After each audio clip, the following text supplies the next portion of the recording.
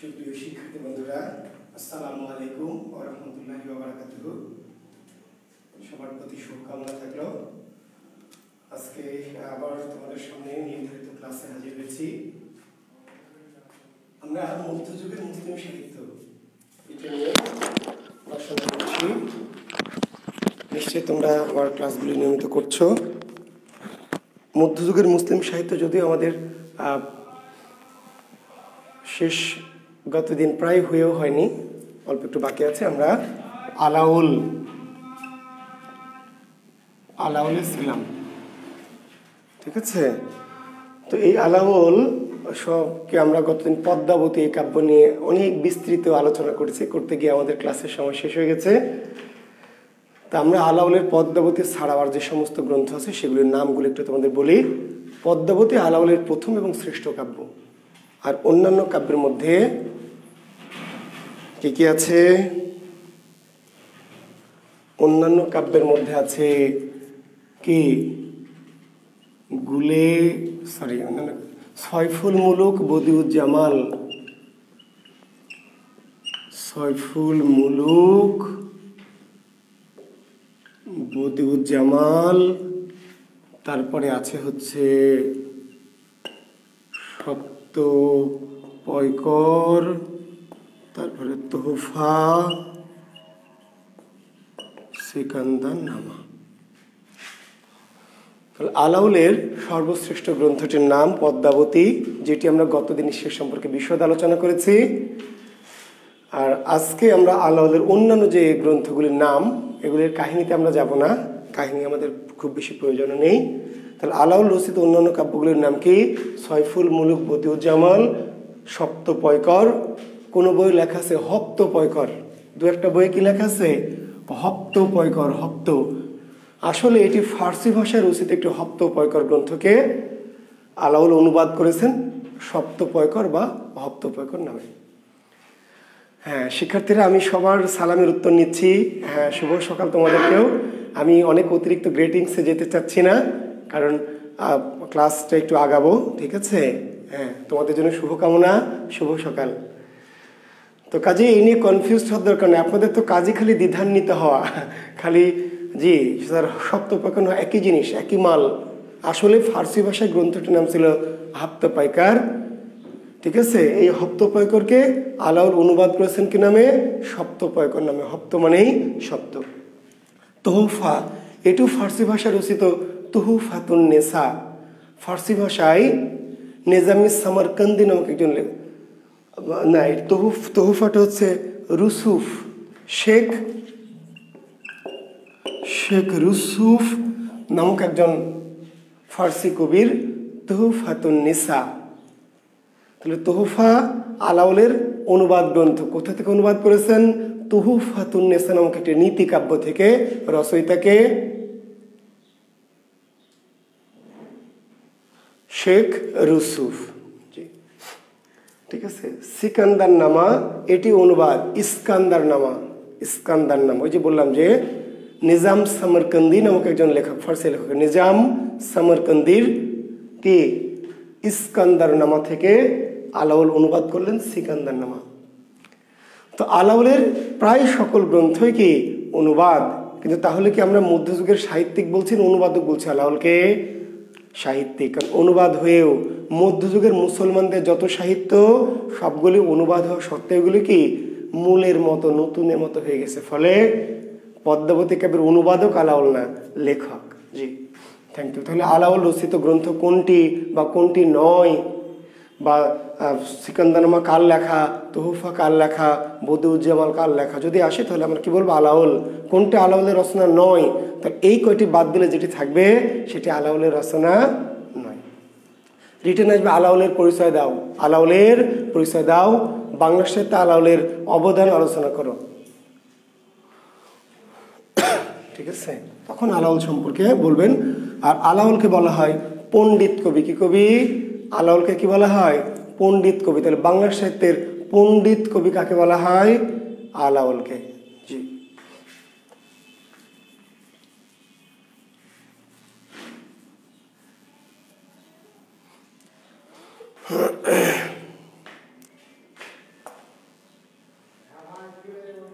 আমরা আলাওল থেকে একটু চলে যাব, কারণ মধ্যযুগের মুসলিম সাহিত্যটা একটু শেষ করব।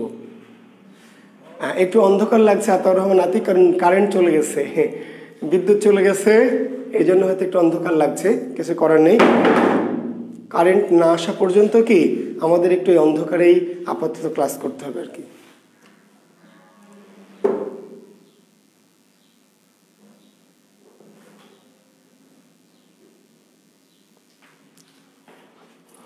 আচ্ছা, এইবারে আমরা মধ্যযুগের একজন বিখ্যাত কবি লেখেন সৈয়দ সুলতান।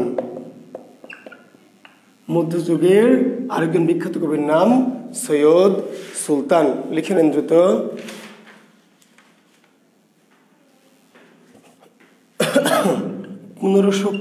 সালে হবিগঞ্জের লস্করপুর জন্মস্থান। তাহলে যদিও আবার বলছি, মধ্যযুগের কবিদের জন্ম নিয়ে কিছুটা বিভ্রান্তি, কিছুটা দ্বিমত আছে, কিন্তু যেটা আমরা বেশি প্রসিদ্ধ মত বা বেশি স্বীকৃত মত সেই সালটি বলছি। সৈয়দ সুলতানের জন্ম কত সালে? 1550 সালে। 1550 সালে কোথায় জন্মেছেন? হবিগঞ্জের লস্করপুর।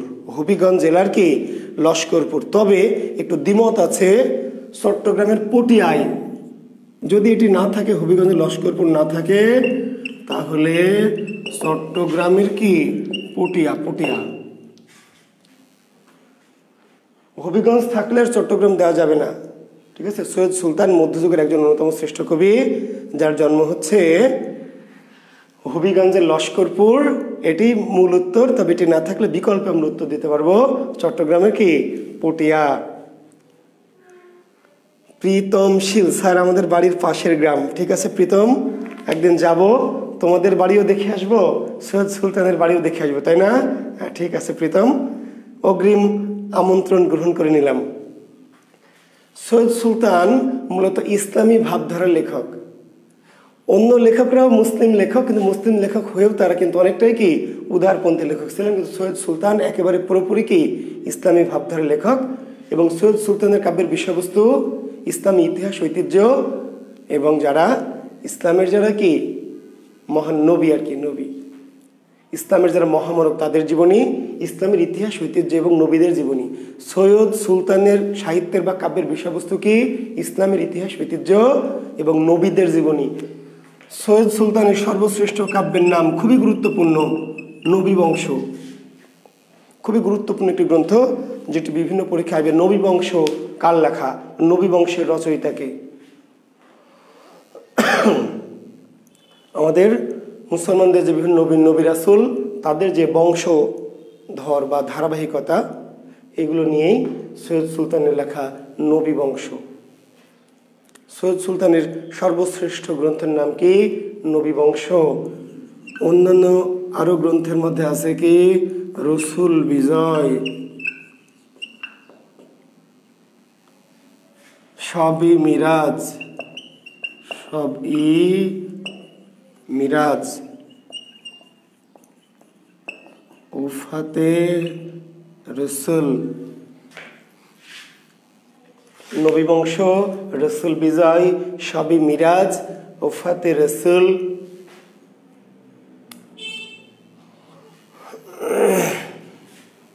কিগুলি সৈয়দ সুলতান রচিত কি বিখ্যাত গ্রন্থ। জয়কুম রাজার লড়াই, জয়কুম রাজার লড়াই। গ্রন্থগুলির নাম একটু লিখে নেন, বা লিখে নিতেই হবে তাও না, বিভিন্ন বই পুস্তকে পাবেন, অগামগা জগা বইও পাবেন, সমস্যা নাই। জি, সব রকম বইয়ে দেওয়া আছে, তথ্যের কোনো সমস্যা নেই, সমস্যা হলো ব্যাখ্যা আর বিশ্লেষণের। জি, তাহলে সৈয়দ সুলতান রচিত শ্রেষ্ঠ গ্রন্থ কোনটি? নবী বংশ। অন্যান্য গ্রন্থ কি কি? রসুল বিজয়, সবই মিরাজ, উফাতে রসুল, জয়কুম রাজার লড়াই।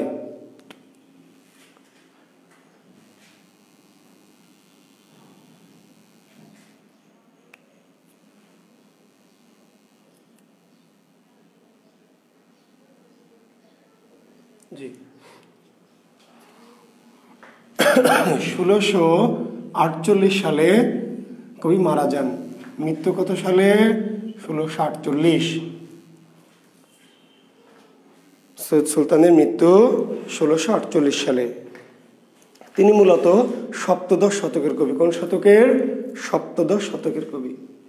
যদিও ষোড়শ শতকেও তার কিছুটা অস্তিত্ব আছে, কিন্তু মূলত তিনি সপ্তদশ শতক বা 17 শতকের কবি।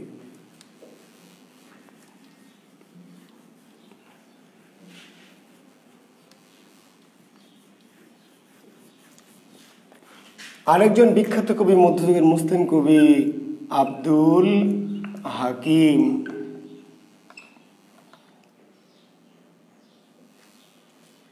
মধ্যযুগের অত্যন্ত জনপ্রিয় একজন মুসলিম কবি, জনপ্রিয় আব্দুল হাকিম।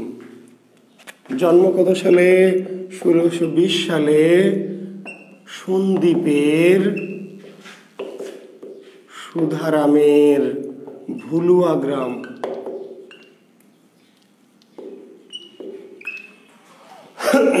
সতেরো শতকের কবি সৈয়দ সুলতান। কত শতকের কবি? 17 শতক বা সপ্তদশ শতকের কবি সৈয়দ সুলতান 1620 সালে সন্দ্বীপের সুধারামের ভুলুয়া গ্রামে জন্মেছেন আর 1690 সালে মৃত্যু।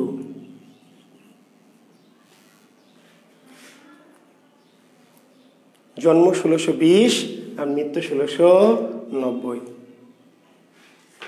আব্দুল হাকিমের শ্রেষ্ঠ কাব্যের নাম কি? নূরনামা।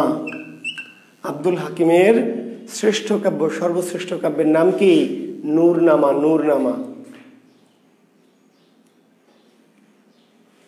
অন্যান্য কাব্যের মধ্যে আছে শহরনামা,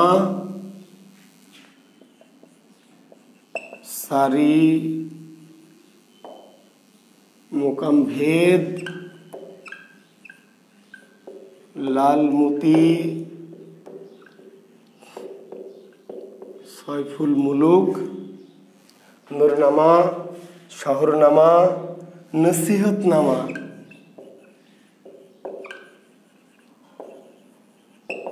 কারবালা, ইবলিসনামা।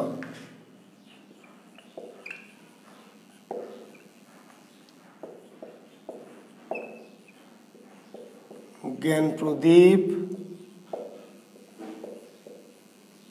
জ্ঞান চৌতিশা। আমি জানি না এত নিচে দেখতে পাচ্ছ কিনা।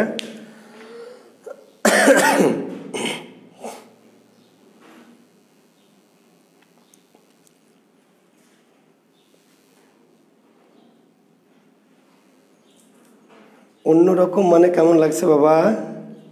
নাজনীন, নাহার, অ্যানি, স্যারকে আজকে অন্যরকম লাগছে। অন্যরকম মানে কি? পজিটিভ না নেগেটিভ?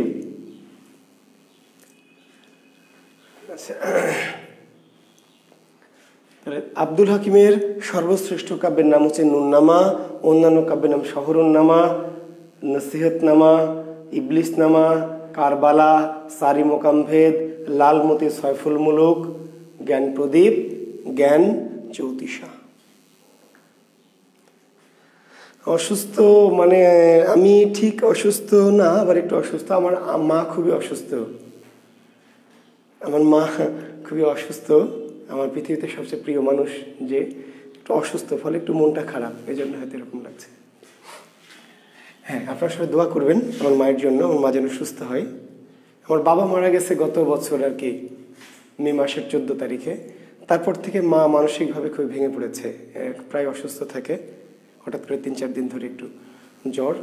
জ্বর ঠিক ওরকম না, কিন্তু মানসিকভাবে সে খুবই অস্থির হয়ে গেছে, কিছু ভালো লাগছে না, অস্বস্তি বোধ করছে।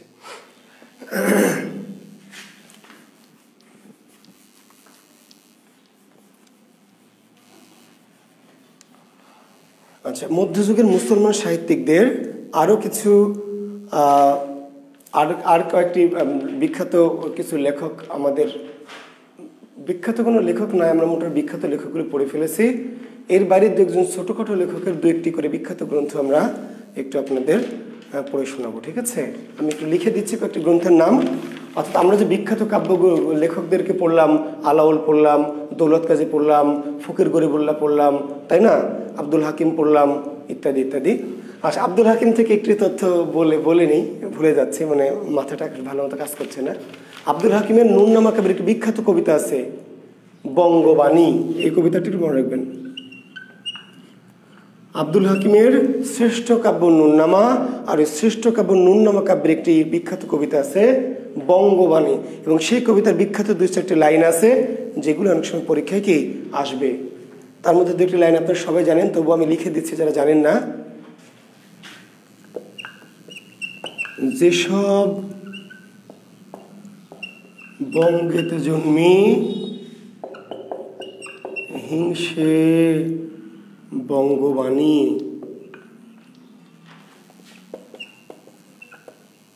সেসব কাহার জন্ম নির্ণয় ন জানি। যেসব বঙ্গেতে জন্মি হিংসে বঙ্গবাণী, সেসব কাহার জন্ম নির্ণয় ন জানি।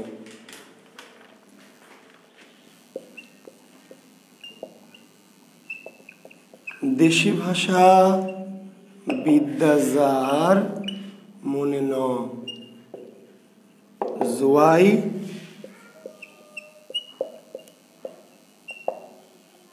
নিজ দেশ ত্যাগী কেন বিদেশ ন যায়।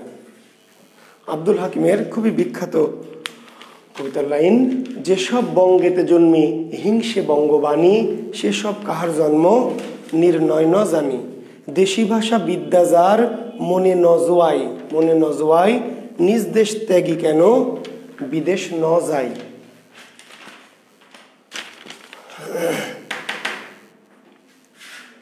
এর মধ্যে আবার কারেন্ট চলে গেছে, বিদ্যুৎ নেই, গরমে অস্থির হয়ে যাচ্ছি, লাইট নাই, বিদ্যুৎ নাই, তাই না? সব কিছু একসাথে। একটু রুমালটা একটু রুমাল।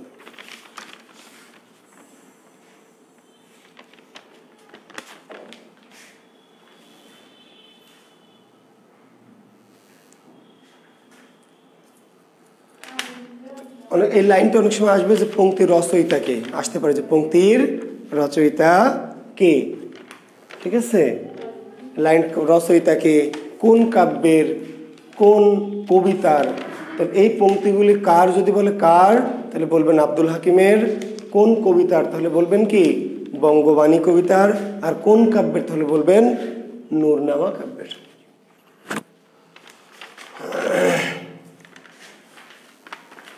তাহলে আমরা বিখ্যাত যে লেখকগুলি তাদের সম্পর্কে মোটামুটি পড়েছি, কিন্তু কিছু কিছু কম বিখ্যাত মুসলিম লেখক আছে যাদের 2-1টি গ্রন্থ কখনো কখনো দরকার হয়। তো সেই গ্রন্থগুলির নাম আমি একটু লিখে দিচ্ছি। যেমন একটি গ্রন্থের নাম হচ্ছে মধুমালতী। মধুমালতী একটি রোমান্টিক প্রেম কাহিনী, মোহাম্মদ কবির। মোহাম্মদ কবির মধ্যযুগের একজন মুসলিম লেখক, তার একটি গ্রন্থ বিখ্যাত হয়েছিল মধুমালতী। তাহলে মধুমালতী গ্রন্থের লেখককে মোহাম্মদ কবির। মোহাম্মদ কবির রচিত গ্রন্থ কোনটি? মধুমালতী, ঠিক আছে? আচ্ছা, এরপরে দেখেন একটি গ্রন্থের নাম হচ্ছে গুলে বকাউলি। গুলে বকাউলি, নওয়াজিশ খান। গুলে বকাউলি নামে একটি গ্রন্থ, লেখককে নওয়াজিশ খান। নওয়াজিশ খানের গুলে বকাউলি। মুকতুল হোসেন একটি গ্রন্থের নাম কি? মুকতুল হোসেন। মোহাম্মদ খান, মোহাম্মদ খান রচিত গ্রন্থের নাম কি? মুকতুল হোসেন। জেবল মুলক শামারুখ একটি গ্রন্থ, জেবল মুলক শামারুখ, সৈয়দ মোহাম্মদ।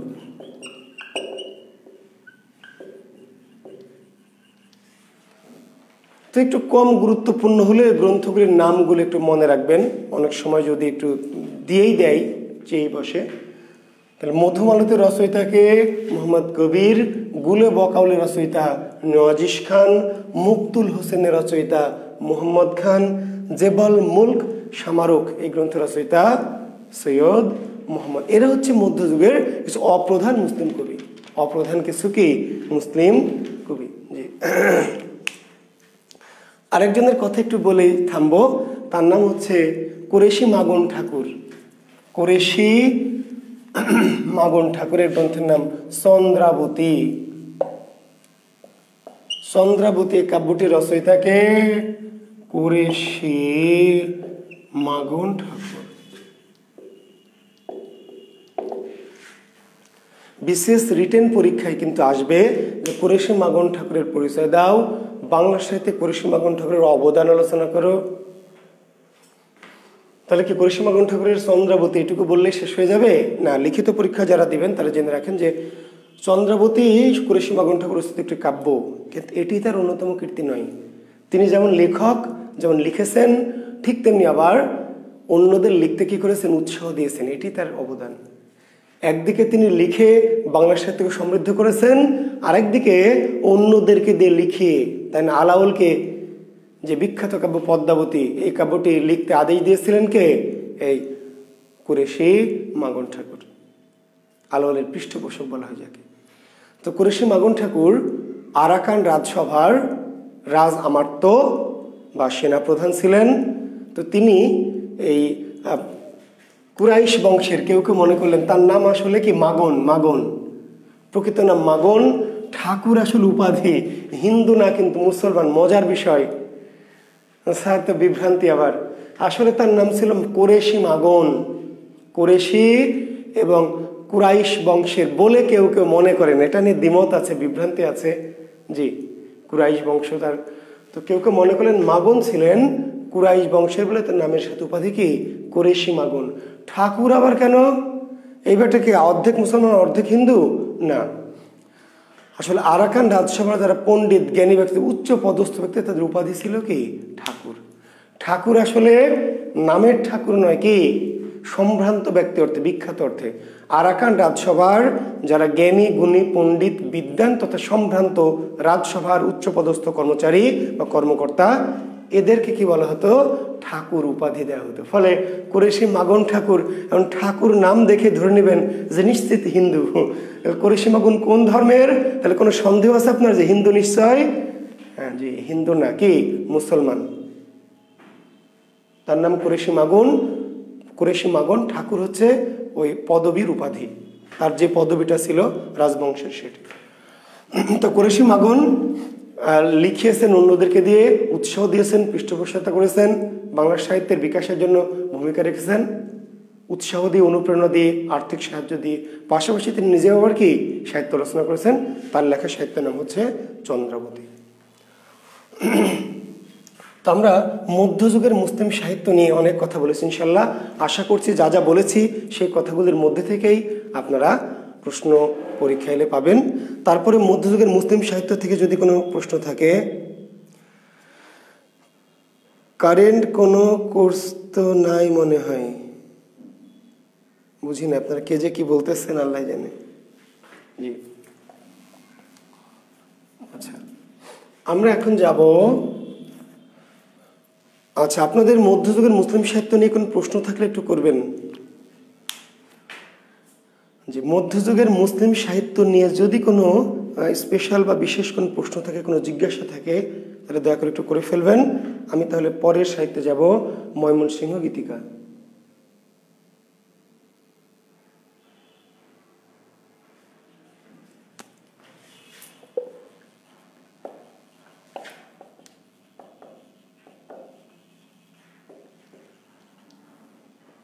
আচ্ছা, ময়মনসিংহ গীতিকাটা আজকে না পড়াই, এটি অনেক একটা বিষয় নিয়ে থাকে, একটা ছোটোখাটো বিষয় পড়াই।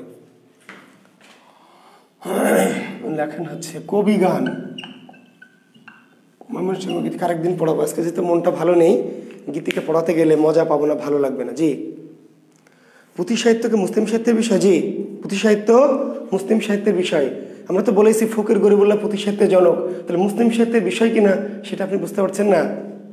বলেন, জান্নাতুল ফেরদৌস মৌ, আমরা বলেছি না যে ফকির গরিবুল্লাহ পুঁথি সাহিত্যের জনক, মুসলমানদের হাতে পুঁথি সাহিত্যের সৃষ্টি, তাহলে পুঁথি সাহিত্যে মুসলমানদের বিষয় কিনা এটা তো আপনার ওখানে বুঝে নেওয়া উচিত ছিল। জি না, আজ আর ক্লাস নিয়েন না, না একটু নিব, কিছুক্ষণ নিব বাবা, হ্যাঁ অল্প একটু, আর আধা ঘন্টা নিব। জি, শায়ের কারা আসছি ভাই, শায়ের কারা, রুনা বাক্তা। জি, শায়েরে তো যাচ্ছি, শায়েরে এখনো যায়নি। ওকে, থ্যাংক ইউ, বুঝতে পেরেছি আপনার কোনো প্রশ্ন নাই। আমি একটু যাচ্ছি তাহলে কবি গান। জি, আমি একটু ক্লাস নেবো, 5-10 মিনিট ক্লাস নেবো, ছোটোখাটো দু একটি টপিক একটু বলে শেষ করবো। জি, দেখেন কবি গান মধ্যযুগের একটি বিখ্যাত সাহিত্য হচ্ছে কবি গান। মধ্যযুগের একটি বিখ্যাত সাহিত্য কবি গান। কবি গানের যারা রচয়িতা তাদেরকে বলা হয় কবিওয়ালা। কবি গানের রচয়িতাদেরকে কি বলা হয়? কবি গানের রচয়িতাদেরকে বলা হয় কবিওয়ালা। কবিওয়ালা বাংলা সাহিত্যের আদি কবিওয়ালা বা প্রথম কবিওয়ালার নাম কি? গুজলাগুই। বাংলা সাহিত্যের আদি কবিওয়ালা বা প্রথম কবিওয়ালার নাম হচ্ছে গুজলাগুই। তাহলে কবিগানের জনককে গুজলাগুই, তিনি আদি, তিনি প্রথম এবং তিনি আবার কি জনক। গুজলাগুই কোথাকার মানুষ? পর্তুগিজ। পর্তুগিজ। বাংলা সাহিত্যে পর্তুগিজদের অবদান আলোচনা করো, পরীক্ষায় প্রশ্ন হয় রিটেনে। বাংলা সাহিত্যে পর্তুগিজদের অবদান, ওই যে উইলিয়াম কেরি পর্তুগিজ, এই যে আমাদের গজলাগুই পর্তুগিজ, অ্যান্টনি ফিরিঙ্গি পর্তুগিজ, বাংলা ব্যাকরণের প্রথম রচয়িতা মানুয়েল দা আসুনসাও পর্তুগিজ। তাহলে বাংলা সাহিত্যে পর্তুগিজদের অবদান আলোচনা করে। রিটেনে যদি আসে তাহলে উইলিয়াম কেরি নিয়ে লিখতে হবে, গজলাগুইকে নিয়ে লিখতে হবে, অ্যান্টনি ফিরিঙ্গি নিয়ে লিখতে হবে, ঠিক আছে? তারপরে মানুয়েল দা আসুনসাওয়ের কথা বলতে হবে। বাংলা সাহিত্যে পর্তুগিজদের অবদান। আর প্রিলিমিনারির জন্য আমরা বলছি কবি গানের জনককে গজলাগুই। গজলাগুই কোথাকার মানুষ? পর্তুগিজ। পর্তুগিজ পর্তুগিজ পাদ্রী গজলাগুই, তিনি হচ্ছেন কবি গানের জনক তথা আদি কবিওয়ালা বা প্রথম কবিওয়ালা। আর এই কবিওয়ালাদেরকে আবার বলা হয় শায়ের। শায়ের কবিগানের রচয়িতাদেরকে হিন্দিতে বলা হয় কবিওয়ালা। দিলওয়ালা, দিল্লিওয়ালা, লাড্ডুওয়ালা, বাবরিওয়ালা, পাঞ্জাবিওয়ালা। ওয়ালা হচ্ছে হিন্দি শব্দ ওয়ালা। তাহলে হিন্দিতে বলা হয় কবিওয়ালা, আর ফার্সিতে বলা হয়, আরবিতে বলা হয় শায়ের।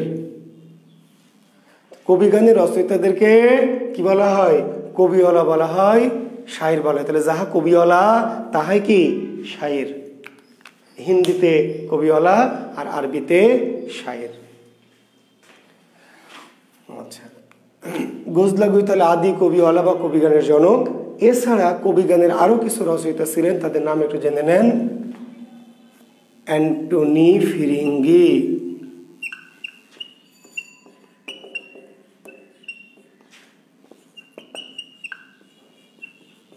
রাম বসু,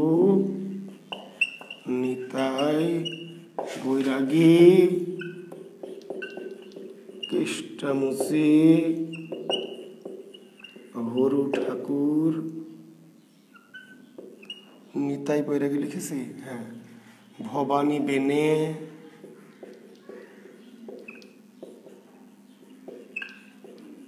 ভোলা ময়রা, রাসু। এখানে দেখতে পারবেন কিনা, এদিকে লিখছি। রাসু নৃসিংহ।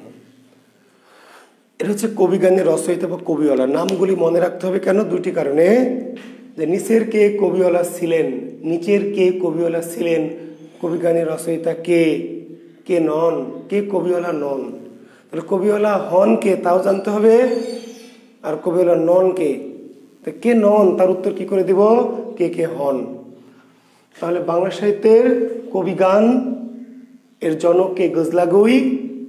আরো কিছু কবিওয়ালা হচ্ছে অ্যান্টনি ফিরিঙ্গি, রাম বসু, নিতাই বৈরাগী, কেষ্টামুচি, হরু ঠাকুর, ভবানী বেনে, ভোলা ময়রা, রাসু নৃসিংহ। এদের মধ্যে বিজাতীয় বা বিভাষী কবিয়ালকে, বিজাতীয় বা বিভাষী কবিয়াল হচ্ছে গজলাগুই এবং অ্যান্টনি ফিরিঙ্গি। বিজাতীয় বা বিভাষী কবিয়াল।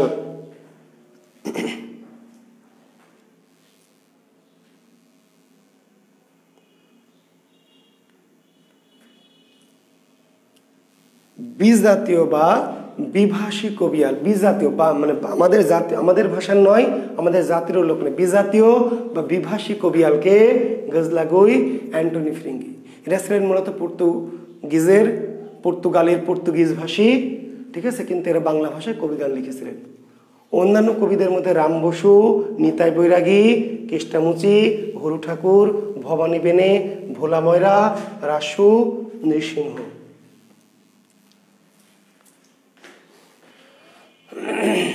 নামগুলি মনে রাখতে হবে, জরুরি। কে কবিওয়ালা ছিলেন, কে ছিলেন না, কে কবি গান লিখেছেন, কে লেখেননি। প্রশ্ন যদি আর একটু কঠিন হয়, আর একটু কঠিন, তাহলে আসবে কেষ্টামুচির পেশা কি ছিল। প্রশ্ন যদি একটু কঠিন হয় তাহলে প্রশ্ন হবে কি, কেষ্টামুচির পেশা কি ছিল। এই যে দেখেন নামের সাথে লেখা আছে, আপনার মনে রাখার দরকার নাই। কেষ্টামুচি পেশা ছিল জুতা সেলাই, কেষ্টামুচির পেশা ছিল জুতা সেলাই নেবে। আপনার মনে রাখার দরকার নাই। আপনি ভুলে যেতে চাইলেও পারবেন না। আপনি ভুলে যান দেখে কেমন পারেন, নামটাই তো আপনাকে বলে দিচ্ছে যে মুসি। স্যার ভুলে যায়, বারবার পড়ি, কেমন ভুলে যাবেন। কেষ্টামুচির পেশা কি, তো মুসিগিরি রে বাবা, মুসিগিরি, জুতা সেলাই করা। পড়ে কেন মনে রাখবেন, তো দেওয়াই আছে। ভবানী বেনে, বেনে মানে ব্যবসায়ী, বেনে বান্না। ওই যে মুরারিশীল মনে আছে, চণ্ডী মঙ্গল কাব্যের কালকে তো যার কাছে হীরার মানিক আংটি বেচতে গেল, মুরারিশীল, বেনে বান্না, ব্যবসায়ী। তাহলে কোন কবিয়াল ব্যবসায়ী ছিলেন, বিজনেস ম্যাগনেট ছিলেন, ভবানী বেনে। ভোলা ময়রার পেশা কি ছিল, ভোলা ময়রার, তাহলে যে ময়রা বলেই দিয়েছে, পেশাটা লেখা আছে। ময়রা কারা, যারা কি মিষ্টি তৈরি করে, পাউরুটি তৈরি করে, ময়দা দিয়ে যারা কি খাদ্যদ্রব্য তৈরি করে, এদেরকে বলে ময়রা। রুটি, বিস্কিট, মিষ্টি। নজরুল ছোটবেলায় কোথায় কাজ করতেন জানেন, ময়রার দোকানে।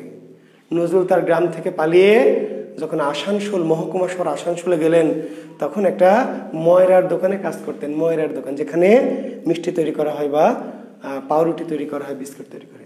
তাহলে ভোলা ময়রার পেশা কি, মিষ্টান্ন দ্রব্য তৈরি। এটা কি মনে মুখস্থ করে রাখবেন, এই যে ভাই ময়রা মানে মিষ্টি। কোন কবি আর উচ্চ বংশীয় ছিলেন, উচ্চ বংশীয় ব্রাহ্মণ ছিলেন, তাহলে হরু ঠাকুর। এই যে ঠাকুর, এটা আমাদের কুরেশি মাগন ঠাকুরের মতো লাগানো ঠাকুর না, জি, কুরেশি মাগন ঠাকুরের মতো লাগানো ঠাকুর, অরিজিনাল ঠাকুর হরু ঠাকুর। তাহলে কোন কবিয়াল ব্রাহ্মণ ছিলেন, উচ্চ বংশীয় ছিলেন, হরু ঠাকুর। নিতাই বৈরাগী চেনেন, বাউল, বৈরাগী, বৈষ্ণব। তাহলে কোন কবিয়াল বৈরাগী ছিলেন, কোন কবিয়াল বৈরাগী ছিলেন, নিতাই বৈরাগী। যারা সংসার ত্যাগ করে কি করে, এমনি ঘুরে বেড়ায় বাউল সন্ন্যাসী হয়ে, এবং এরোর বাড়ি থেকে সাহায্য চেয়ে খায়, গান গায়, গানের বিনিময়ে যা পায় তাই খায়, বৈরাগী। শরৎচন্দ্রের সিনেমায় দেখবেন, শরৎচন্দ্রের সিনেমায় আছে বৈরাগী, পুষ্টমী যাদেরকে বলা হয়। অ্যান্টনি ফিরিঙ্গি, তো ফিরিঙ্গি বললাম, গোজলাগুই ফিরিঙ্গি। যে ফিরিঙ্গি, পর্তুগিজদেরকে বলা হয় কি ফিরিঙ্গি, পর্তুগিজদেরকে কি বলা হয়, ফিরিঙ্গি। প্রশ্নটি আরো একটু যদি জটিল হয়, আরো একটু বেশি জটিল প্রশ্নটি যদি, মণিশঙ্কর নয়ন একটা ভালো কথা বলেছেন যে এই গরমে ময়রা মুদি, চক্ষু মুদি, পাটায় বসে ধুকছে। গেট, অনেক কবিতায় আছে মুদির কথা বা ময়রার কথা, ময়রা। আর একটু কঠিন, আর একটু জটিল যদি করে, প্রশ্নের নানান ধরন আছে, সহজ করতে পারে, মাঝারি মানের করতে পারে, অতি জটিল করতে পারে। পরীক্ষকের ইচ্ছা কোন ক্যাটাগরির কোশ্চেন করবে। এমনও প্রশ্ন করবে 200 পিলির মধ্যে 85-82 পেলে টিকে যাবেন। বিশেষ এমনও প্রশ্ন করবে এমন জটিল যে 200-র মধ্যে 110-20 না, 82 স্কোর করে, 83-84-85 স্কোর করে কি টিকে যাবেন। আবার 110 করেও কি টেকা কঠিন হয়ে যাবে যদি কোশ্চেনটা BC গ্রেডের হয়, মানে একটু সহজ হয়। তো যদি কঠিন প্রশ্ন করে তাহলে বলবে যে কেষ্টামুচির প্রকৃত নাম কি, কেষ্টামুচির প্রকৃত নাম কি? কৃষ্ণচন্দ্র কর্মকার।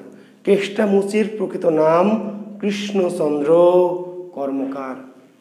কেষ্টামুচির প্রকৃত নাম কি? কৃষ্ণচন্দ্র কর্মকার। হরু ঠাকুরের প্রকৃত নাম কি? হরে কৃষ্ণ দীঘাড়ি। তাহলে কেষ্টামুচির নাম লিখে দিই, অনেক ওর মাইন্ড করে, স্যার লেখে না, খালি বক বক করে যায়। হ্যাঁ, কৃষ্ণচন্দ্র কর্মকার। হরু ঠাকুরের প্রকৃত নাম হরে কৃষ্ণ দীঘাড়ি।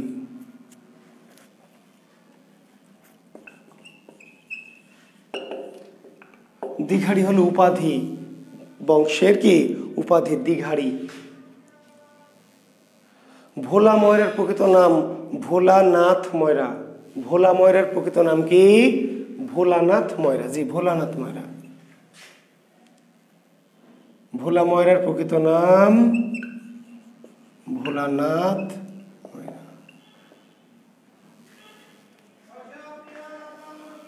ভবানী বেনে ভবানী চন্দ্র বেনে। তো এরকম করে কিছু কিছু কবিদের কি প্রকৃত নাম বা পূর্ণ নাম জিজ্ঞেস করতে পারে।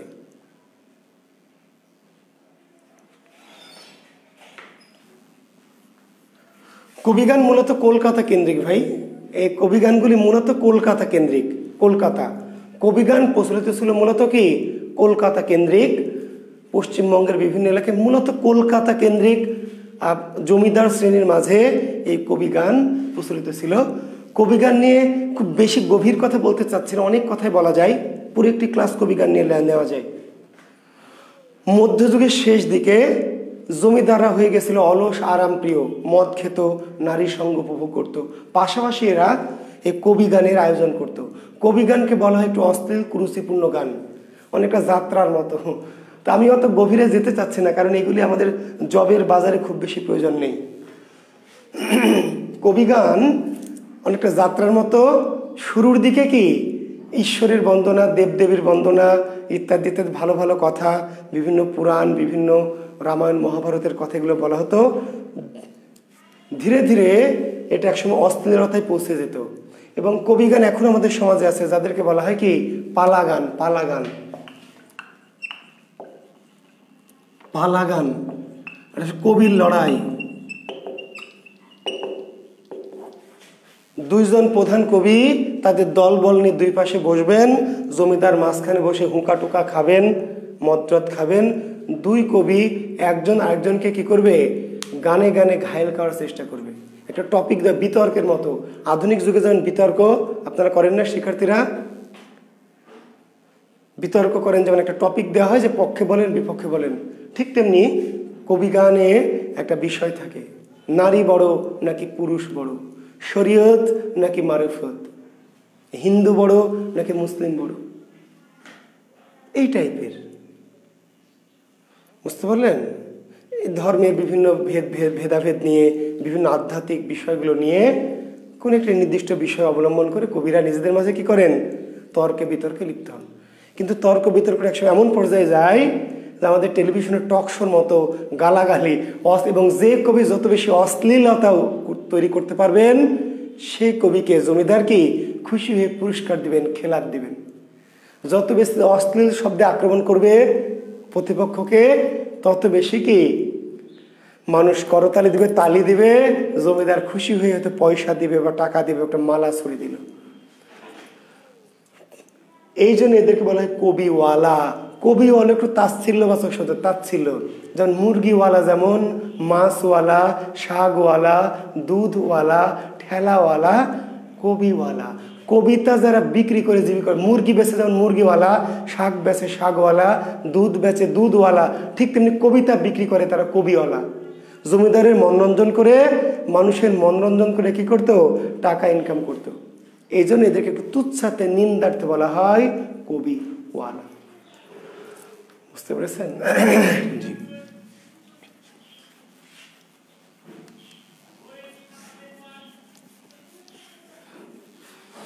আমাদের এই যে বাংলাদেশের একজন এমপি মহোদয়, জি আপনারা জানেন, আমি নাম বলতে চাচ্ছি না, তিনি তো মূলত এই পালা গানেরই শিল্পী, কবি গানের। বিভিন্ন আখড়ায়, বিভিন্ন মেলায়, বিভিন্ন বাবার দরবারে মূলত কিন্তু তিনি কি এই ধরনের গানেরই শিল্পী।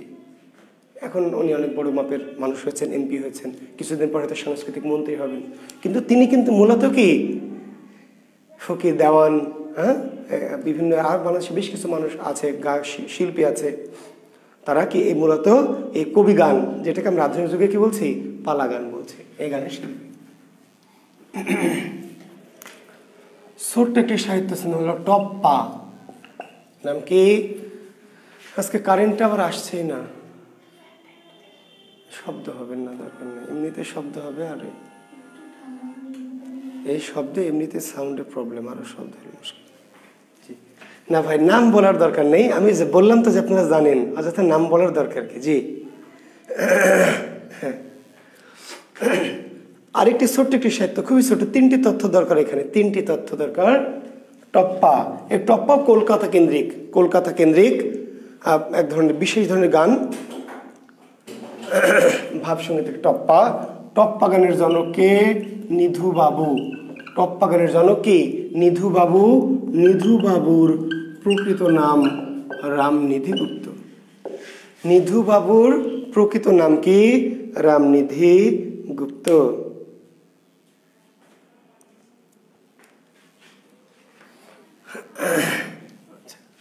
টপ্পা মধ্যযুগের শেষ দিকের একটি বিশেষ ধরনের গান, একটু আধ্যাত্মিক, একটু ভাবধর্মী গান হচ্ছে টপ্পা।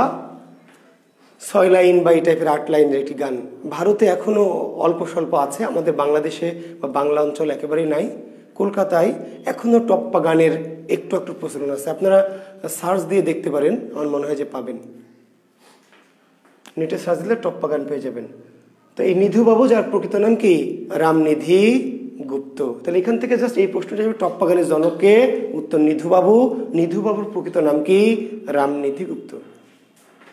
রামনিধি গুপ্ত বা নিধু বাবুর খুব বিখ্যাত একটি চরণ আছে, এটা বলছি কারণ পরে লাগবে। কি? নানান দেশের নানান ভাষা, বিনা স্বদেশীয় ভাষা মিটে কি আসা?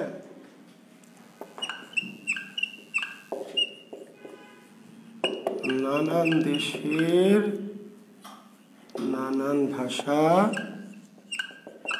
বিনে স্বদেশী ভাষা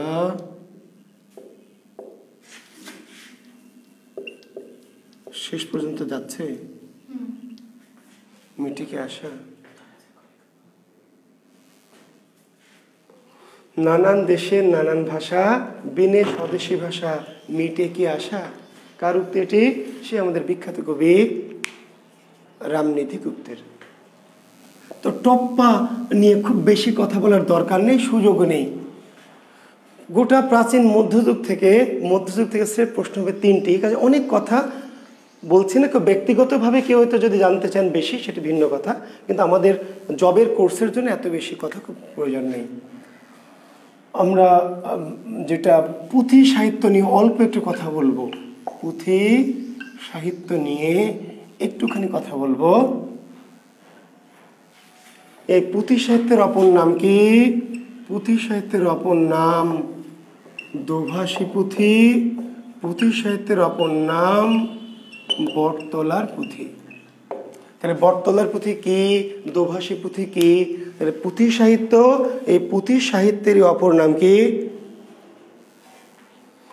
ফ্যান দিলে শব্দ হবে, ঠিক আছে? আমি বেশিক্ষণ যেহেতু ক্লাস নিব না, একটু কষ্ট করে আর 5 মিনিট নিয়ে শেষ করি। কারেন্টটা আজকে নাই, আমার মনটাও খুব একটা ভালো নেই, আর বিদ্যুৎও নেই সকাল থেকে। কেন নেই? এতক্ষণ তো বিদ্যুৎ গিয়ে থাকে না। তাহলে পুঁথি সাহিত্যের অপর নাম দোভাষী পুঁথি। পুঁথি সাহিত্যের অপর নাম কি? বটতলার পুঁথি। প্রশ্ন, দোভাষী পুঁথি মানে কি 2 ভাষার মিশ্রণ? দেখবেন সালের কোশ্চেন এসছে। দোভাষী পুঁথি কি 2 ভাষার মিশ্রণ না অনেক ভাষার মিশ্রণ? দোভাষী, দো মানে 2, তাহলে দোভাষী শব্দের আবেদনে করতে 2 ভাষার পুঁথি। কিন্তু দোভাষী পুঁথি যদি প্রশ্ন হয় যে কয় ভাষার পুঁথি, তাহলে উত্তর কি 2 ভাষার না অনেক ভাষার? অনেক ভাষার। দোভাষী মানে কি? একটা হলো দেশি প্লাস কি বিদেশি, এই 2 মিলে দোভাষী। দোভাষী পুঁথি বলতে তখন বোঝাতে চাওয়া হয়েছে যে দেশীয় ভাষা প্লাস কি বিদেশি ভাষা, দেশীয় প্লাস কি বিদেশি ভাষা মিলে দোভাষী। কিন্তু দোভাষী মূলত দুটি ভাষার মিশ্রণ নয়, দোভাষী কমপক্ষে 6টি ভাষা, তার বেশি হতে পারে কিন্তু বেশিরভাগই 6টি। বাংলা, আরবি, ফার্সি, পর্তুগিজ, বাংলা, আরবি, ফার্সি, হিন্দি, পর্তুগিজ এবং অসমিয়া, এরকম 6টি, আমি এক্সাক্ট মনে নাই, তবে এরকম বাংলা, আরবি, ফার্সি, উর্দু, হিন্দি মনে আছে আমার। বাংলা, আরবি, ফার্সি, উর্দু, হিন্দি, পর্তুগিজ, 6টা হয়ে গেছে। বাংলা, আরবি, ফার্সি, উর্দু, হিন্দি এবং পর্তুগিজ, এই 6টি ভাষার মিশ্রণে মূলত দোভাষী। তাহলে দোভাষী যদি 6টি আবার বলার দরকার নেই, বলুন দোভাষী কয় ভাষার মিশ্রণ? কি বহু ভাষার বা অনেক ভাষার মিশ্রণ। দোভাষী কেন নাম? এ দেশীয় ভাষা আর একটা, আর অন্য দেশীয় ভাষা একটাই মিলে দোভাষী। দোভাষী পুঁথির অপর নাম বটতলার পুঁথি। কেন?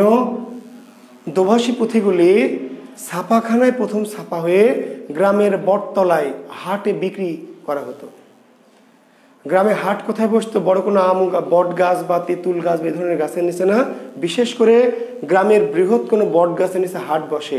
আর পুঁথি সাহিত্যগুলি, প্রথম সাহিত্য যেগুলি ছাপাখানায় সস্তা কাগজে ছাপা হয়ে গ্রামের হাটে বাজারে কি বিক্রি হতো, পাওয়া যেত 2-4 আনা দিয়ে, ফলে এগুলোকে বলা হয় বটতলার পুঁথি। এর মধ্যে এক ধরনের তাচ্ছিল্য বা অবজ্ঞা। তাচ্ছিল্য বা অবজ্ঞা কেন? সাহিত্য আসলে কেনার বিষয় না, বেচা কেনার বিষয় ছিল না আগের যুগে। সাহিত্য কবি লিখবেন, তিনি পড়ে শোনাবেন, মানুষ শুনবে। সাহিত্য টাকা দিয়ে কিনতে পাওয়া যাবে। ওই যে কবিওয়ালাদের যে কারণে তাচ্ছিল্য করা হয়েছে, কবিতা বেচে জীবিকা অর্জন করে, তাচ্ছিল্য করা হয়েছে কবিওয়ালা বলে, লাড্ডুওয়ালার সাথে মিলিয়ে, শাকওয়ালা, দুধওয়ালার সাথে মিলিয়ে। ঠিক তেমনি পুঁথিকে যখন বাজারে কেনা বেচা করা হতো তখন একটা অবজ্ঞা করা হলো যে জ্ঞান আবার কিনতে পাওয়া যায়, জ্ঞান, বই পুস্তক, পুঁথি। তো পুঁথিগুলি বটতলার হাটে কিনতে পাওয়া যেত বলে এগুলোর নাম বটতলার পুঁথি। এবং কেউ কেউ বললেন যে তুচ্ছার্থে, অবজ্ঞার্থে, নিন্দার্থে বটতলার পুঁথি। আমি যেমন মাঝে মাঝে তুচ্ছ করে বলি অগা মগা বই, বলি না, মজা করে বলি আর ফান করে বলি আর একটু বিরক্ত হয়ে বলি যে অগা মগা বই, তুচ্ছার্থে। ঠিক তেমনি বটতলার পুঁথি বলতে আসলে পাওয়া যেত বটতলায়, এটিও একটি কারণ। কিন্তু বটতলায় আবার পুঁথি কিনতে পাওয়া যায়, এটি এক ধরনের কি ওই সাহিত্যের প্রতি এক ধরনের অবজ্ঞা বা কি করা, সাহিত্যটাকে নেগলেক্ট করা, এই জন্য বটতলার পুঁথি। তাহলে যার নাম পুঁথি সাহিত্য তার নাম দোভাষী পুঁথি, তার নাম বটতলার পুঁথি। রিটেন আইবে দোভাষী পুঁথি কি, বটতলার পুঁথি কি। তাহলে যে যাহা যাহা বললাম, অর্থাৎ যাহা পুঁথি সাহিত্য তাহাই দোভাষী পুঁথি।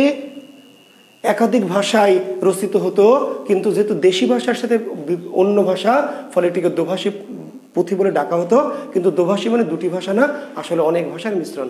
আর যেহেতু গ্রামের বটতলায় সস্তা ছাপাখানায় ছাপা হয়ে গ্রামের বটতলার হাটে এগুলো কিনতে পাওয়া যেত, ফলে এগুলোকে বলে বটতলার পুঁথি। তুচ্ছার্থে বা অবজ্ঞার্থে এ ধরনের নামকরণ করা হয়ে থাকে। তাহলে পুঁথি সাহিত্যের জনককে, দোভাষী পুঁথির জনককে, বটতলার পুঁথির জনককে। তাহলে পুঁথি সাহিত্যের যে জনক সেই দোভাষী পুঁথির জনক, সেই বটতলার পুঁথির জনককে ফকির গরিবুল্লাহ। তাহলে পুঁথি সাহিত্যের জনক ফকির গরিবুল্লাহ, দোভাষী পুঁথির জনক ফকির গরিবুল্লাহ, বটতলার পুঁথির জনক ফকির গরিবুল্লাহ। পুঁথি সাহিত্যের দু একটা নাম লেখেন। সত্য পীরের পুঁথি, সত্য পীরের পুঁথি। ফকির গরিবুল্লাহর কি সত্য পীরের পুঁথি, সত্য পীরের পুঁথি। আর জয়গুণের পুঁথি, জয়গুণের পুঁথি।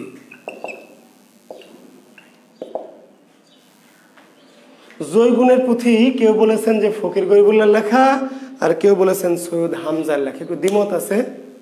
কেউ বলেন ফকির গরিবুল্লাহ লিখতে লিখতে পরে শেষ করেনি, সৈয়দ হামজা শেষ করেছে। কেউ বলেন যে এটা সৈয়দ হামজার লেখা। তো জয়গুণের পুঁথি আমার মতে সৈয়দ হামজার লেখা জয়গুণের পুঁথি। সত্যপীরের পুঁথি রচয়িতা ফকির গরিবুল্লাহ, আর জয়গুণের পুঁথি রচয়িতা কে সৈয়দ হামজা।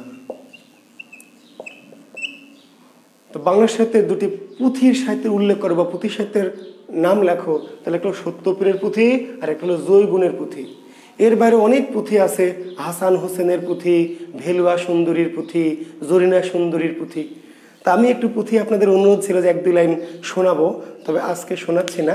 আমি নেক্সট ক্লাসে যদি আমার একটু মন ভালো হয়, একটু মানে ভালো লাগে আর কি, একটু নানান কারণে মানসিকভাবে একটু বিপর্যস্ত আছি, আশা করছি কোনো একটা দিন, আমাদের কোর্স অনেক লম্বা, অনেক দিন আমরা থাকবো, নিশ্চয়ই কোনো একটা দিন আপনাদের 2-4 লাইন হলে একটু পুঁথি পাঠ করে শোনাবো। জি,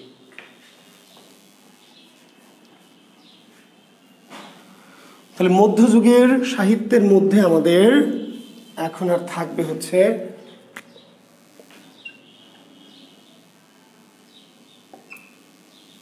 অনুবাদের হিন্দু ধারা। অনুবাদের হিন্দু ধারা।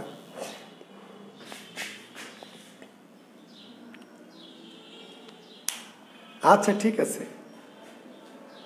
আচ্ছা, আপনারা যখন এত মহব্বতই করছেন, তাহলে শেষ করে দিই। কারেন্ট আসছেই না। আমি ওয়েট করেছিলাম যে হয়তো বিদ্যুৎটা আসবে, কিন্তু বিদ্যুৎ আসছে না।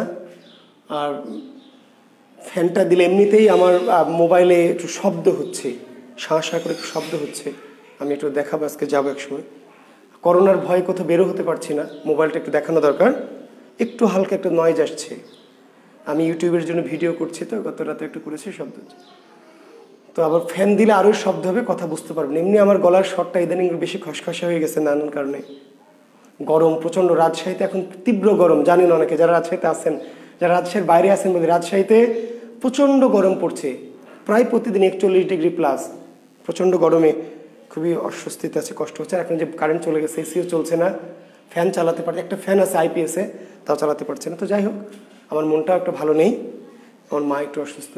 তো তাহলে আজকে আর অজুহাত না দেই, যেহেতু আপনারাও আমার মন ভালো না থাকলে ক্লাস ভালো উপভোগ করছেন না, ঠিক আছে। আর কারেন্টটাও বিশেষ করে চলে গেছে, এই গরমে ক্লাস নেওয়া খুবই কষ্ট হয়ে যাচ্ছে। তো আজকে রেখে দিচ্ছি। আগামী দিন তাহলে একটা কাজ করব, আগামী দিন 10:30 থেকে ক্লাস নেব, একটু বেশি টাইম ধরে। আজকে বুধবার, শনিবার, ইনশাল্লাহ আশা করছি এর মধ্যে আমার মা সুস্থ হয়ে যাবে, আমার মনটাও ভালো হবে। জি, আপনারা দোয়া করবেন আমার মায়ের জন্য। জি, আগামী শনিবারে আমরা ক্লাস নেব কয়টায়?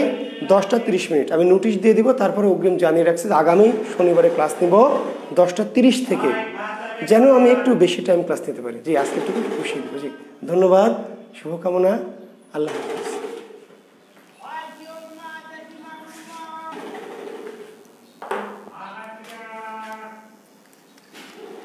এত গরমে ক্লাস নেওয়া যাচ্ছে না।